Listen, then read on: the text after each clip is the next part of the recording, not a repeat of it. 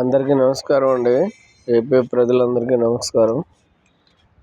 ఇప్పుడు ప్రజెంట్ ఏంటంటే తుఫాను వచ్చేటప్పుడు అందరూ వ్యవసాయాలని పడిపోయి గాలులకి పడిపోయి అంతే నీళ్ళతో నిండిపోయి పంటంతా నాశనం అయిపోతుంది.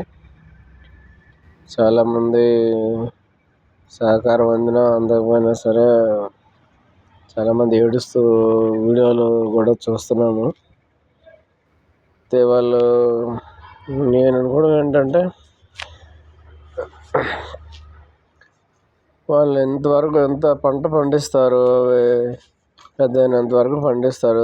కరెక్ట్గా అది పండి కోతకు వచ్చే సమయానికి సైక్లోన్ వచ్చి ఇలాగ పడేస్తుంది. సో అప్పుడు ఆ పడేటప్పుడు ఏమైనా ఒక అడుగు ఎత్తు వరకు ఒక అడ్డంగా కర్రలు ఏమైనా కడితే కనీసం పడేటప్పుడు ఆ కర్రల మీద పడితే చేను పడుతుంది, ఆ నీరు కింద నుంచి పోయే అవకాశం ఉంటుంది. అలాంటిది ఏదైనా ఒక పర్యవసానం రైతాంగం అంతా కలిసి ఆలోచిస్తే బాగుంటుంది. సో తుఫాన్ వచ్చే ముందు ఒక 2 అడుగులకు ఒకసారి ఒక అడుగు ఎత్తున ఏమైనా కర్రలు లాంటివి ఏర్పాటు చేసుకుంటే ఒకవేళ చేను పడినా కర్ర మీద పడుతుంది, పడేటట్టు ఏర్పాటు చేసుకుంటే పంట అనేది వేస్ట్ కాకుండా ఉంటుందని చెప్పేసి నేను అనుకుంటున్నాను, అభిప్రాయం.